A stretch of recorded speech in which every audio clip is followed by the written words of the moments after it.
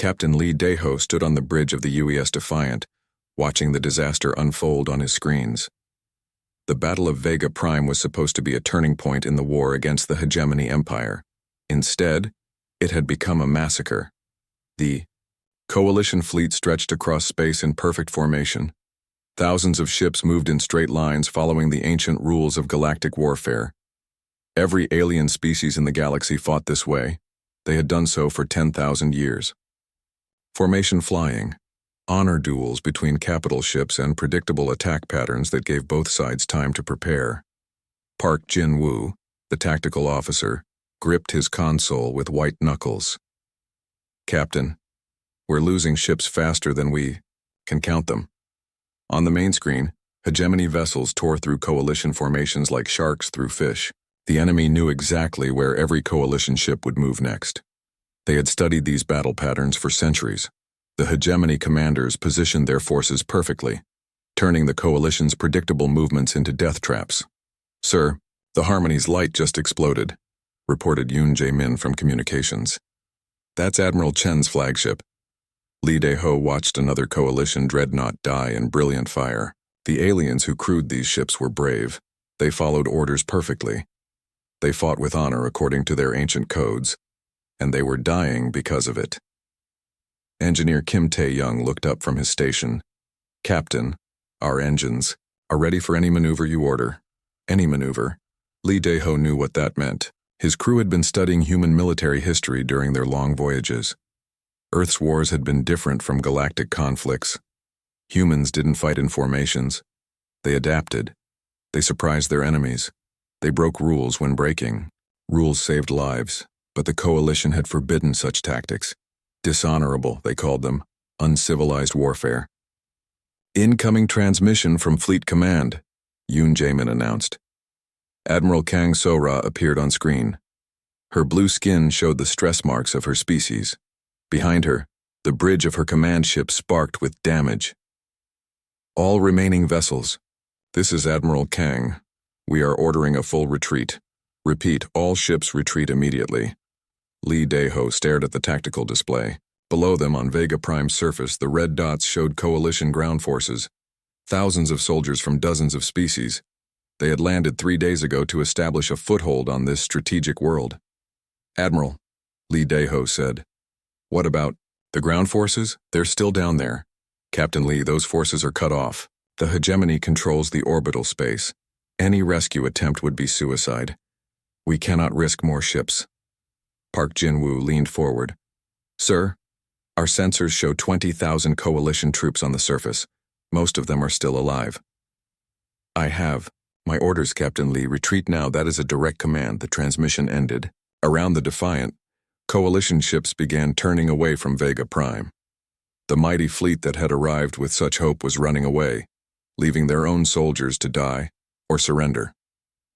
Medic Choi Ha-na spoke from her station near the back of the bridge. "Captain, I'm picking up medical distress signals from the surface. Field hospitals, evacuation requests. They know we're leaving them." Lee Dae-ho closed his eyes for a moment. In his mind, he could see the human military databases he had studied. Dunkirk, the Berlin airlift. Operations where humans had rescued their people against impossible odds. Not because it was safe, not because it followed the rules, but because it was right. "Sir," Kim Tae-young said quietly, "the ship can handle atmospheric entry. I've run the calculations. We're small enough and fast enough to get down there. The Hegemony fleet will destroy us the moment we turn toward the planet," Park Jin-woo added. "But we could use the asteroid field near the third moon for cover. Hit and run attacks, keep them guessing." Yoon Jae-min nodded. "I can jam their communications during our approach, create confusion." Choi Ha-na stepped forward. "Medical shuttles could evacuate wounded while we keep the enemy busy." Lee Dae-ho looked at each of his crew members. These humans had served in the Coalition fleet for 5 years. They had followed orders, fought honorably, and watched good soldiers die because of stupid rules.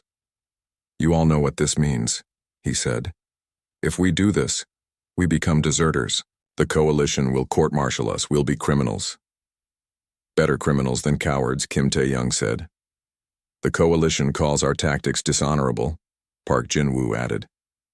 But there's no honor in abandoning people who trusted us to protect them. Lee Dae-ho walked to the captain's chair and sat down. On the screen, the last coalition ships were jumping to hyperspace.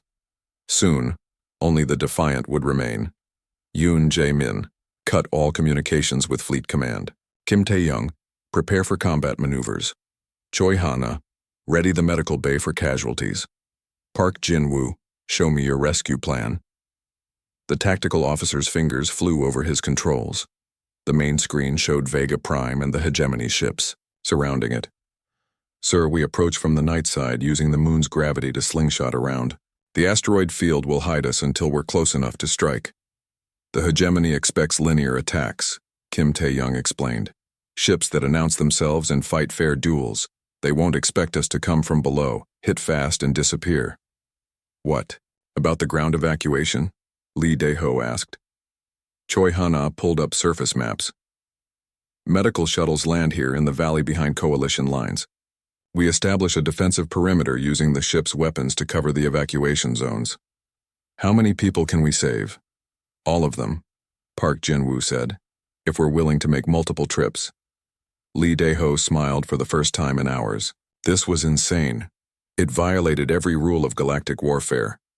The coalition would never forgive them, but it might actually work. All right, people. Let's show these aliens how humans fight. The Defiant turned toward Vega Prime. Behind them, the coalition fleet disappeared into hyperspace. Ahead, hegemony warships waited in their perfect formations, following their ancient patterns. They had no idea what was coming. Kim Tae-young engaged the engines. The human destroyer accelerated toward the planet, not in a straight line like every other ship in galactic history, but in a curving arc that used gravity and momentum to hide their approach. Entering the asteroid field now, Park Jin-woo reported. Hegemony sensors are having trouble tracking us. On the bridge, 5 humans prepared to rewrite the rules of war.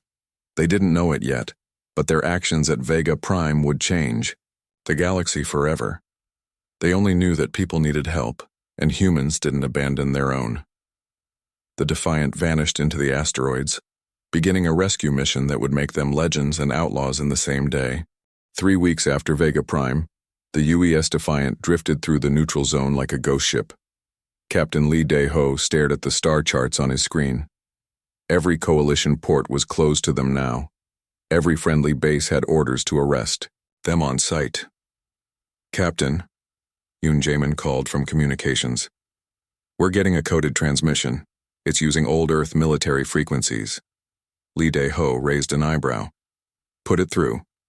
A woman's voice crackled over the speakers. Defiant, this is Captain Nam Soo-jin of the cargo hauler Persistence. I heard about what you did at Vega Prime. We need to talk. Park Jin-woo checked his sensors. Sir, I'm picking up a modified cargo ship about 10,000 kilometers off our port side. She's been following us for the past hour. How did she get so close without us detecting her? Kim Tae-young studied his engineering displays. Those aren't standard cargo ship engines, Captain. Someone has been making modifications. Lee Dae-ho opened a channel. Captain Nam, this is Lee Dae-ho. What do you want? To shake your hand, came the reply. You and your crew just proved something I've been thinking for years. The Coalition's way of fighting is getting people killed for no good reason. An hour later, Lee Dae-ho found himself aboard the Persistence. The cargo ship's hold had been converted into living quarters for refugees, humans mostly, but also aliens from species that had grown tired of the endless war. Captain Nam Soo-jin was a small woman with sharp eyes and calloused hands. She had been running supplies to Coalition forces for 8 years. Now she was running refugees to safety. The Coalition branded you deserters after Vega Prime, she said as they walked through the ship. But the word spreading through the human crews is different. They're calling you heroes. Heroes don't get hunted by their own fleet, Lee Dae-ho replied. Maybe that's the problem. Nam Soo-jin stopped at a viewport. Outside, stars stretched in all directions. I've been carrying wounded soldiers, displaced families, people who lost everything, because 2 giant empires can't figure out how to end a war. She turned to face him. How many people did you save at Vega Prime? 2,000 coalition soldiers.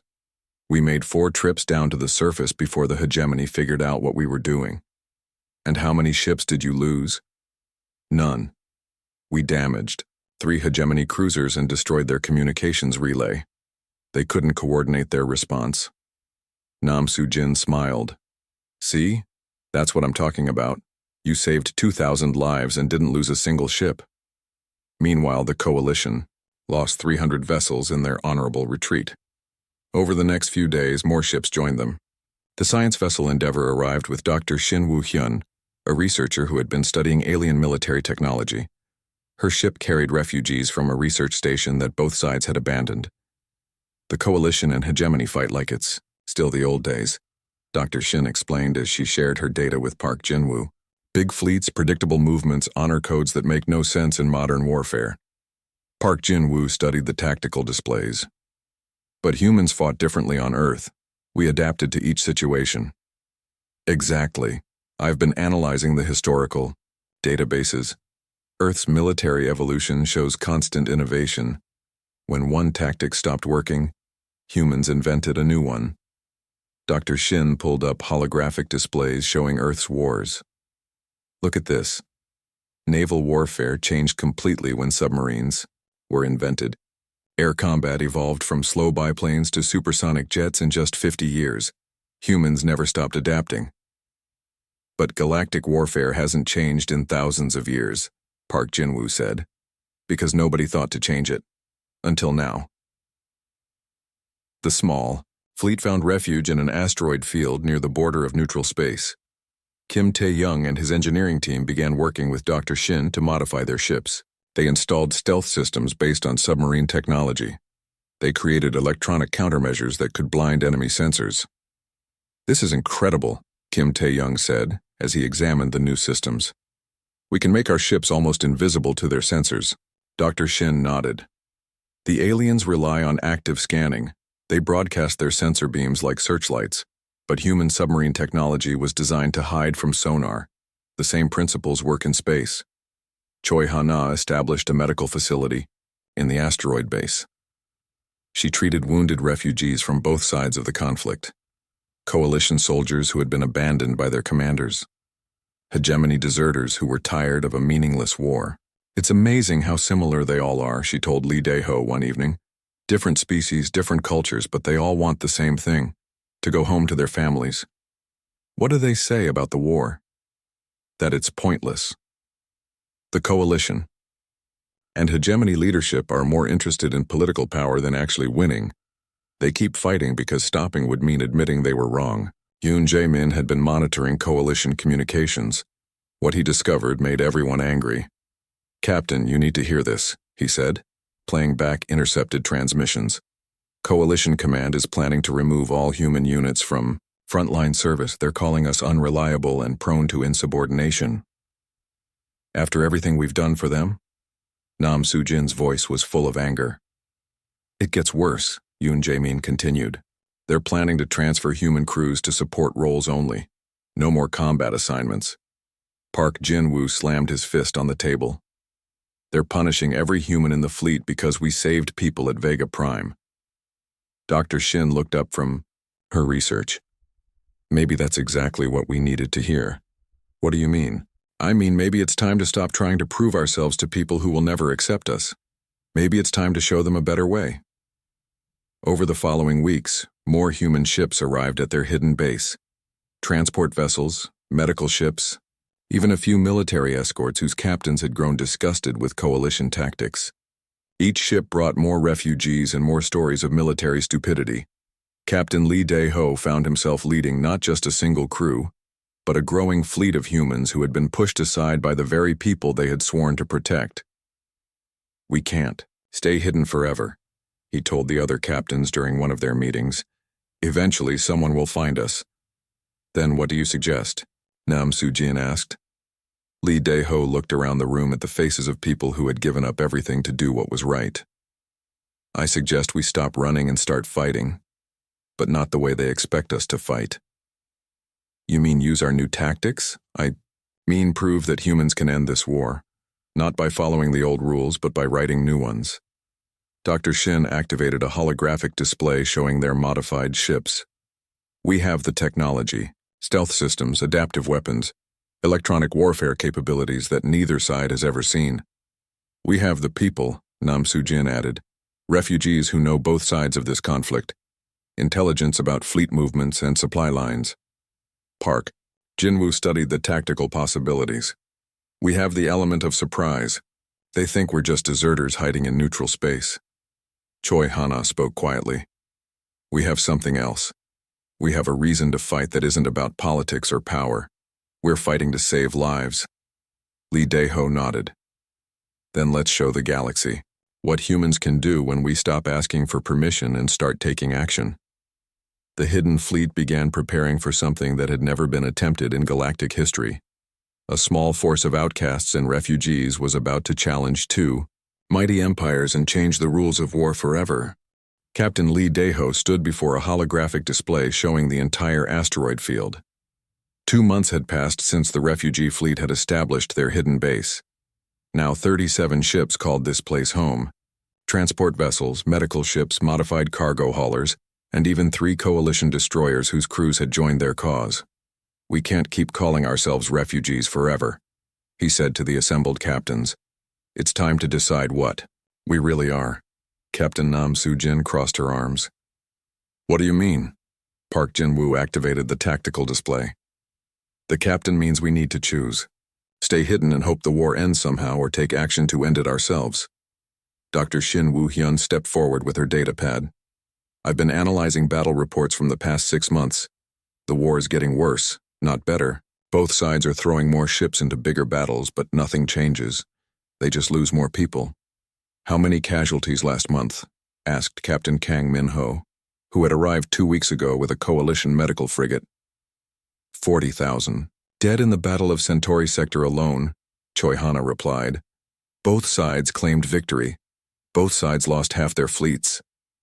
Lee Dae-ho looked around the room at faces filled with frustration and anger. These were good people who had watched too many friends die in pointless battles. Dr. Shin, he said, show them what you've discovered about human military history. The holographic display changed to show Earth's ancient battles.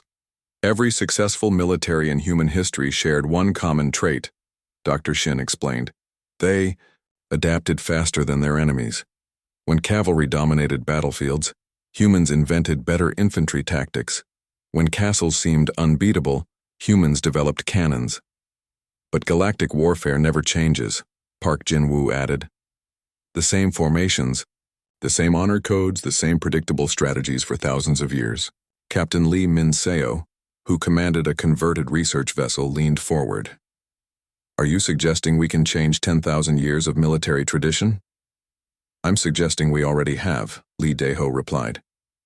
What we did at Vega Prime wasn't just a rescue mission. It was proof that different tactics work better. Kim Tae-young brought up engineering schematics. We've been modifying our ships for 2 months.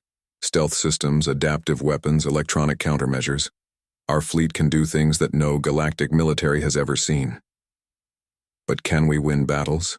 Captain Nam Soo-jin asked. Let's find out, Lee Dae-ho said. 3 days later, Yoon Jae-min intercepted a distress signal. A coalition supply convoy was under attack near the Kepler system. 12 transport ships carrying medical supplies and food for civilian populations on 3 different worlds. The hegemony has sent a full battle group, Park Jin-woo reported. 6 heavy cruisers and 20 escort vessels. The coalition convoy only has 4 destroyers for protection. How long before the convoy is destroyed? Lee Dae-ho asked. 18 hours at most. The coalition sent a distress call, but the nearest fleet is 2 days away. Lee Dae-ho looked around his bridge crew. What do you think? We could save those ships, Kim Tae-young said quietly. Our new tactics would work perfectly in this situation. Choi Hana checked her medical supplies. Those transports are carrying medicine for refugee camps. Children will die if that convoy is destroyed. It's also our chance to test everything we've learned, Park Jin-woo added. Lee Dae-ho opened a channel to the entire fleet. All ships, this is the Defiant. We have a mission. Voluntary participation only. Anyone who wants to sit this one out. Speak now. Nobody spoke. Then let's show the galaxy what the Terran Doctrine can do. The human fleet moved out of the asteroid field using their new stealth systems. 12 ships total, compared to the hegemony's 26. By every rule of galactic warfare, they should have run away. Instead, they did something no galactic military had ever attempted. Dr. Shin had programmed their ship computers with adaptive battle algorithms. Instead of following rigid formations, each ship could change its role during battle. A transport could become an electronic warfare vessel. A medical ship could deploy combat drones. A cargo hauler could launch surprise attacks. Approaching the battle zone, Park Jin-woo reported. Hegemony forces are arranged in standard attack formation. They're systematically destroying the coalition escorts. Lee Dae-ho studied the tactical display. The enemy ships moved in perfect lines following ancient patterns. Each vessel knew exactly where it was supposed to be and what it was supposed to do. That's their weakness, he realized. They can't adapt when something unexpected happens. What's the plan, Captain? Kim Tae-young asked. We're going to confuse them until they don't know which way is up. The human fleet split into 4 groups. Each group approached the battle from a different direction. The hegemony sensors, designed to track large formations, had trouble following the small, fast-moving ships. Captain Nam Soo-jin's modified cargo hauler came from below the battle plane. Her ship looked like a harmless transport until it launched a swarm of attack drones that disabled 2 hegemony escort vessels. Dr. Shin's science ship approached from the side, using electronic warfare systems to blind enemy sensors and jam their communications. Suddenly, the hegemony commanders couldn't talk to each other. Captain Kang Min-ho's medical frigate, armed with non-lethal weapons designed to disable rather than destroy, targeted the hegemony flagship's weapon systems. The enemy's most powerful ship found itself unable to fire. Lee Dae-ho brought the Defiant straight through the middle of the hegemony formation, but not in a straight line. The destroyer twisted and turned, using thruster burns that made no sense to alien tactical computers. Enemy weapons couldn't track a target that moved so unpredictably. Their formation is breaking apart, Park Jin-woo reported with excitement. They don't know how to respond to attacks from multiple directions. The battle lasted only 40 minutes. When it ended, 18 hegemony ships were disabled, but not destroyed. Their crews were alive, but unable to fight. The coalition convoy was safe. Most importantly, the human fleet hadn't lost a single ship. This is impossible, came a transmission from the hegemony battle group commander. No force this small should be able to defeat a full squadron. Lee Dae-ho opened a response channel. Commander, you fought bravely and with honor. Your crews will be returned to hegemony space with their ships once repairs are complete. We have no interest in taking prisoners. Who are you? We're humans, and we fight differently. News of the battle spread through both coalition and hegemony fleets within days. A tiny force of deserters and refugees had defeated a major hegemony battle group without losing a single ship. More importantly, they had done it without unnecessary killing. Back at their asteroid base, the human fleet celebrated their first major victory. But Lee Dae-ho knew this was just the beginning. The Terran Doctrine works, he told the assembled captains. We've proven that small, adaptive forces can defeat large, rigid formations. We've shown that electronic warfare and coordinated attacks can win battles without massive casualties. What happens now? Captain Nam Soo-jin asked. Now we get ready for the real test, Lee Dae-ho replied. Because after today, both sides are going to want to know who we are and what we want. Dr. Shin pulled up intelligence reports. Coalition Command is already calling our victory a fluke. They're saying we got lucky, and the hegemony. They're demanding to know how humans acquired such advanced technology.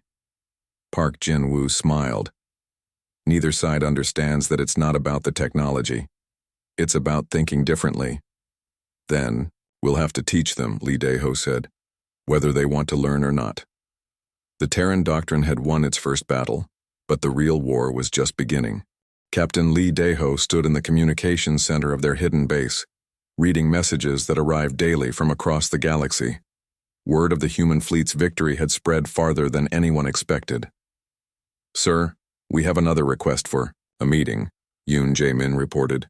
This time from the Keltari Republic, they want to learn our tactics. That makes 17 different species asking for help this week, Park Jin-woo added.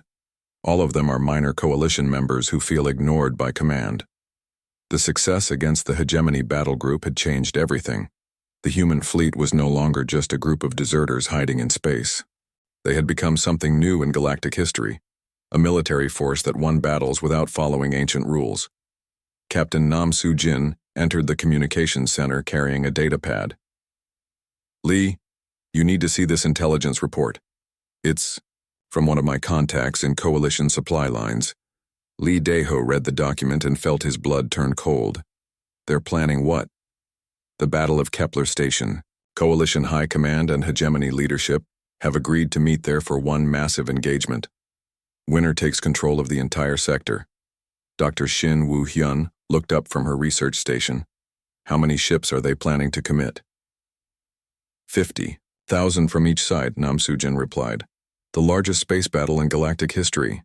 Kim Tae-young whistled softly. That's not a battle, that's organized suicide. Choi Ha-na joined them, her face pale with worry. The casualty projections must be enormous. According to this report, Nam Soo-jin continued, both sides expect to lose 60% of their fleets.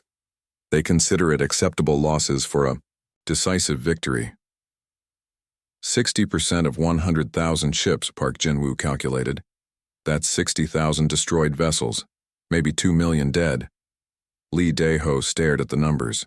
2 million lives lost because politicians and generals refused to consider any alternative to their ancient way of fighting. There's more, Nam Soo-jin said quietly. My sources say this isn't really about winning the war. It's about political power on both sides. The leaders who survive this battle will be able to control their governments for decades. They're using their own people as political tools, Choi Ha-na said with disgust. Dr. Shin pulled up star charts showing the Kepler system. The battle is scheduled for next month. Both fleets are already moving into position. Can we warn them somehow? Kim Tae-young asked. Tell them about better tactics? Yoon Jae-min shook his head. I've been monitoring communications. Coalition. Command is calling our victory a fluke. They refuse to study our methods or consider changing their approach. And the hegemony? They claim we must have stolen their secret technology. They won't admit that small ships using different tactics defeated their battle group. Lee Dae-ho walked to the viewport and stared out at the stars. Somewhere out there, 2 massive fleets were preparing for mutual destruction. Leaders on both sides had convinced themselves that throwing away millions of lives was the only path to victory. What if we could stop it? He said quietly. The room fell silent. Everyone stared at him. Stop what? Nam Soo-jin asked. The battle. What if we could prove that there's a better way to end this war? Park Jin-woo brought up tactical displays. Sir, we have 43 ships now. They'll have 100,000. Even with our new tactics, the numbers are impossible. Not if we're not trying to destroy them, Lee Dae-ho replied. What if we could disable their command ships and force both sides to listen to reason? Dr. Shin's eyes lit up with understanding. You want to intervene in the battle itself. I want to show the galaxy that war doesn't have to mean massive casualties. That victory can be achieved through intelligence instead of violence. Choi Ha-na stepped forward. It would be incredibly dangerous. Both sides would see us as enemies. Both sides already see us as criminals, Kim Tae-young pointed out. At least this way we'd be criminals trying to save lives. Over the next 3 weeks, the human fleet prepared for their most ambitious mission yet. Dr. Shin worked around the clock developing new non-lethal weapon systems. Her team created devices that could disable ship systems without destroying the vessels or killing their crews. These electromagnetic pulse generators can shut down a capital ship's main computers, she explained to the assembled captains. The crew stays alive, but the ship can't fight. What about their backup systems? Captain Kang Min-ho asked. That's where our electronic warfare comes in, Yoon Jae-min replied.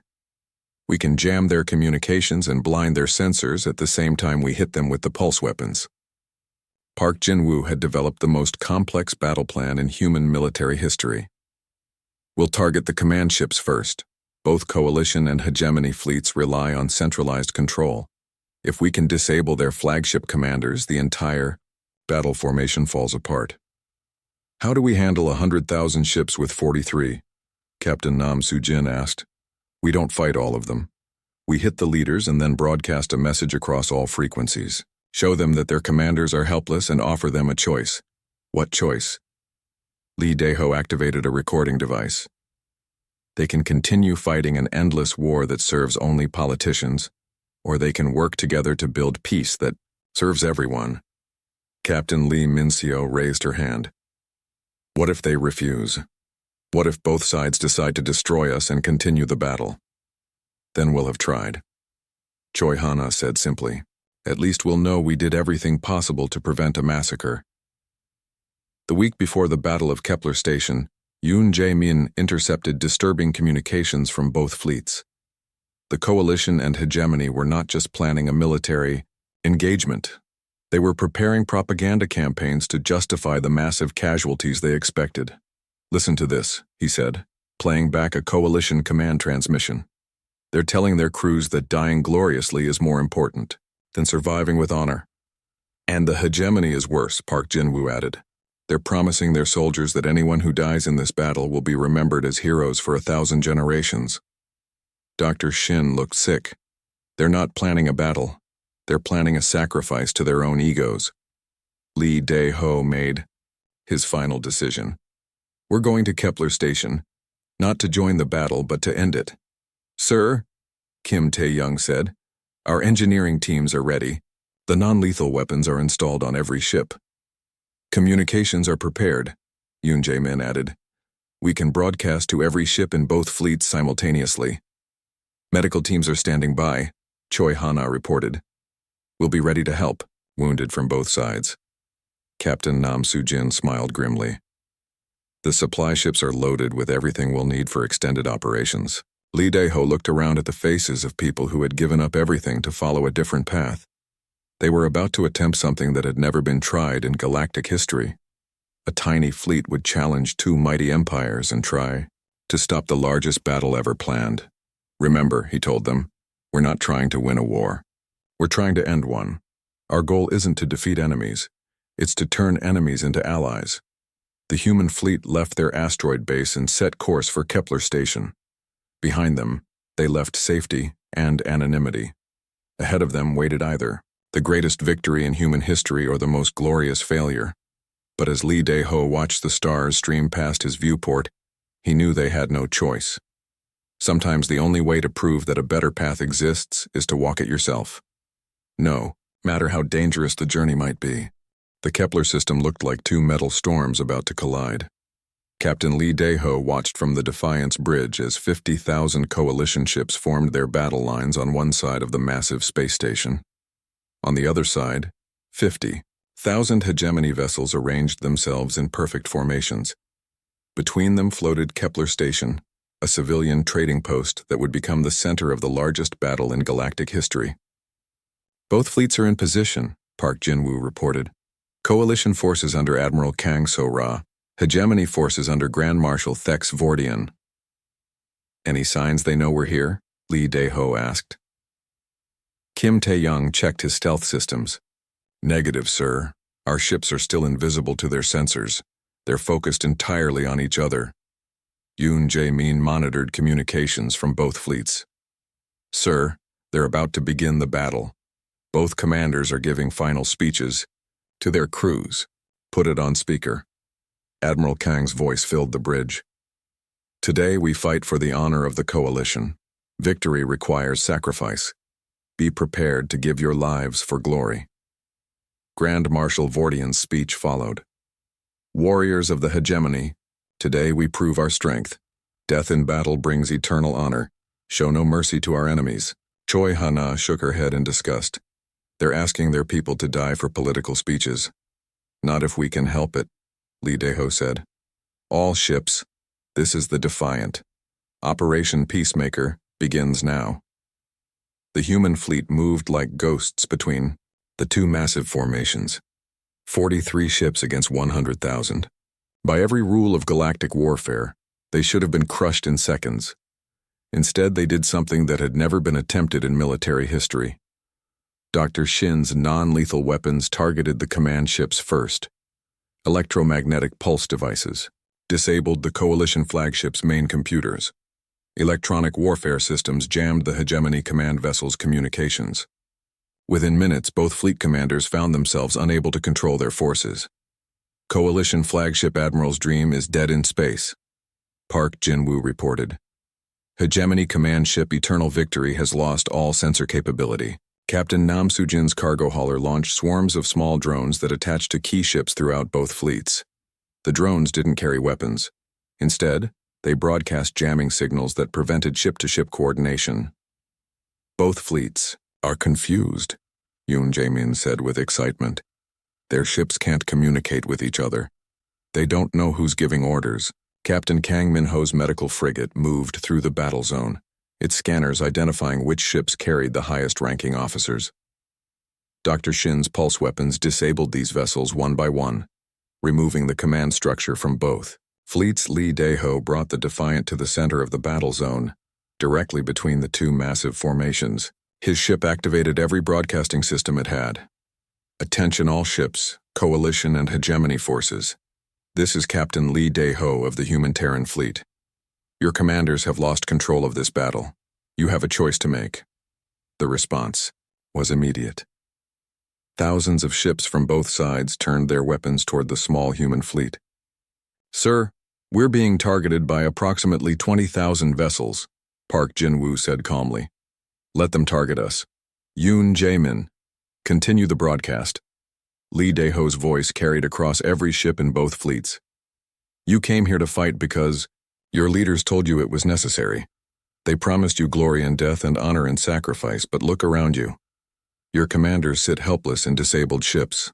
Your communication systems are jammed. Your perfect formations are breaking apart.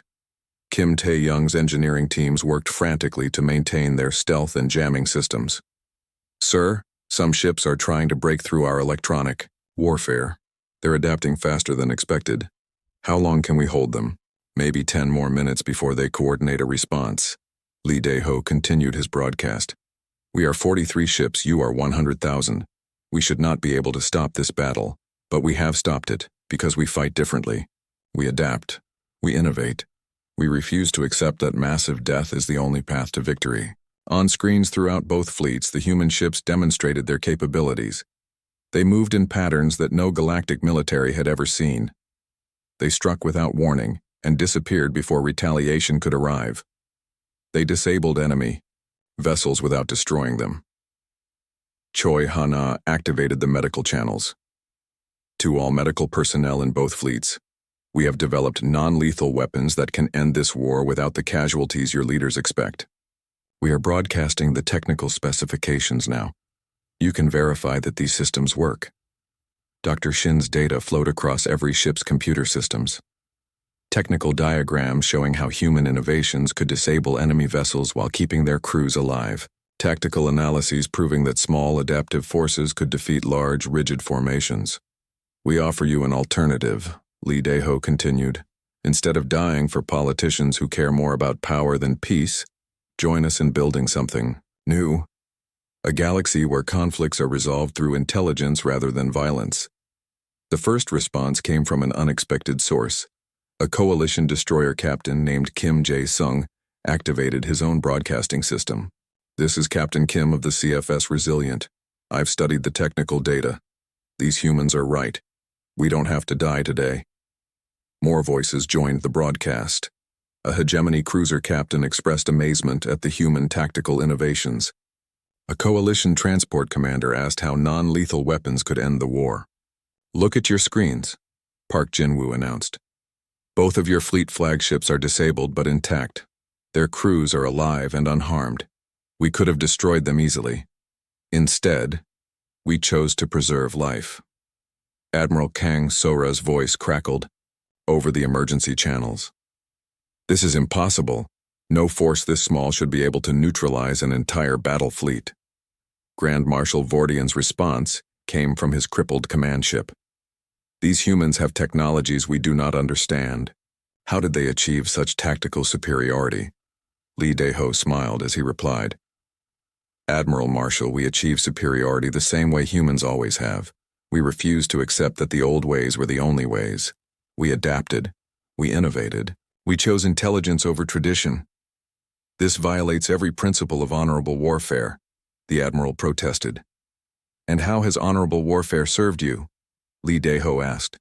How many of your people have died following principles that never change? How many more will die if this battle continues? The turning point came when Captain Nam Soo-jin broadcast casualty projections. If this battle had proceeded as planned, 60,000 ships would have been destroyed. 2 million people would have died. For what? So politicians could claim victory. One by one, ships from both fleets began standing down, weapons powered down. Formation leaders announced they would not fire on vessels that chose to withdraw. The massive battle that was supposed to determine the war's outcome dissolved into confusion and then into something unprecedented. Negotiation. Both fleets are requesting formal communications, Yoon Jae-min reported. They want to discuss terms. Terms. For what? For ending the war. 3 hours later, representatives from both sides met aboard Kepler Station. The human fleet provided security and technical demonstrations. Dr. Shin's innovations became the foundation for new military doctrine throughout the galaxy.